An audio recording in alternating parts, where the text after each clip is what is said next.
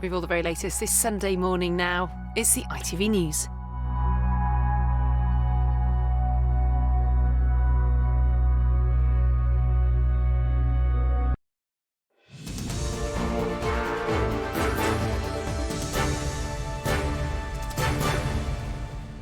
Good morning, I'm Faye Barker.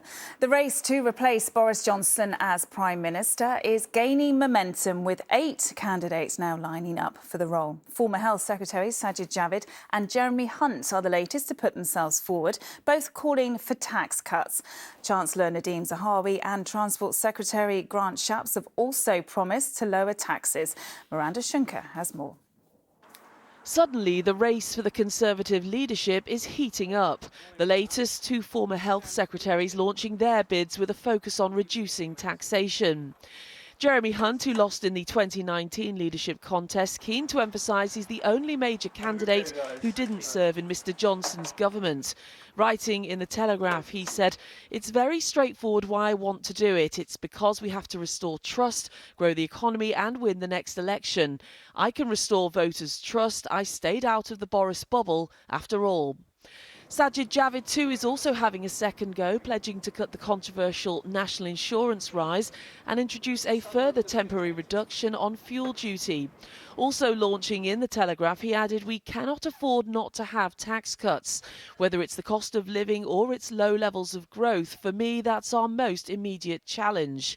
You need someone with an economic plan from day one." Have you sided with a Prime Minister who's on his way out, Mr Zahawi? Newly appointed Chancellor Nadhim Zahawi has also entered the race less than a week from securing the job. Someone has to grip this moment and make the right decisions. And they all joined the former Chancellor Rishi Sunak, who unveiled his first glossy production, already amassing 8 million views. 3, 2, 1.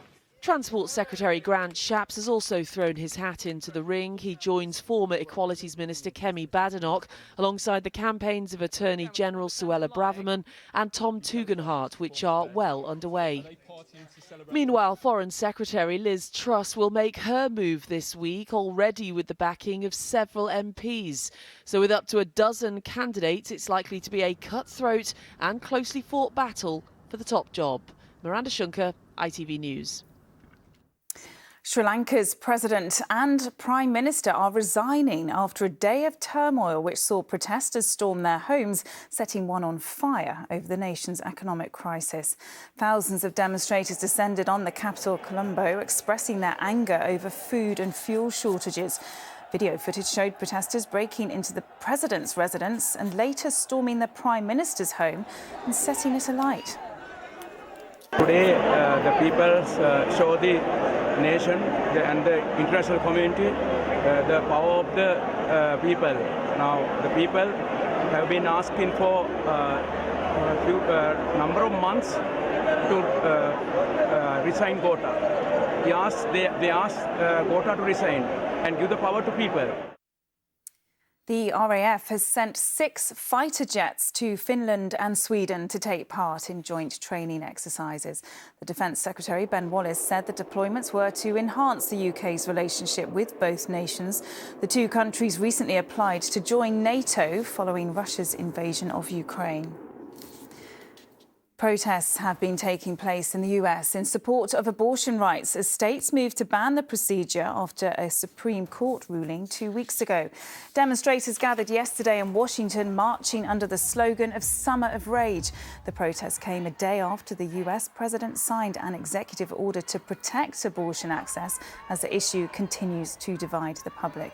Meanwhile, in Chicago and other cities, March for Life protests took place.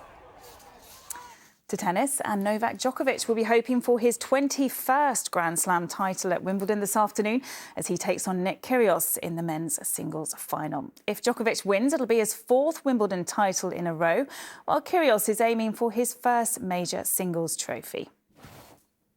Finally, parts of the UK are expected to push close to 30 degrees Celsius today as the warm weather continues. London and the southeast of England are expected to be hotter than parts of the Maldives, while the heatwave will continue over the next few days, with temperatures set to go above 32 on Tuesday. That is it. We'll be back at 10 to 12. Until then, have a good morning. Bye-bye.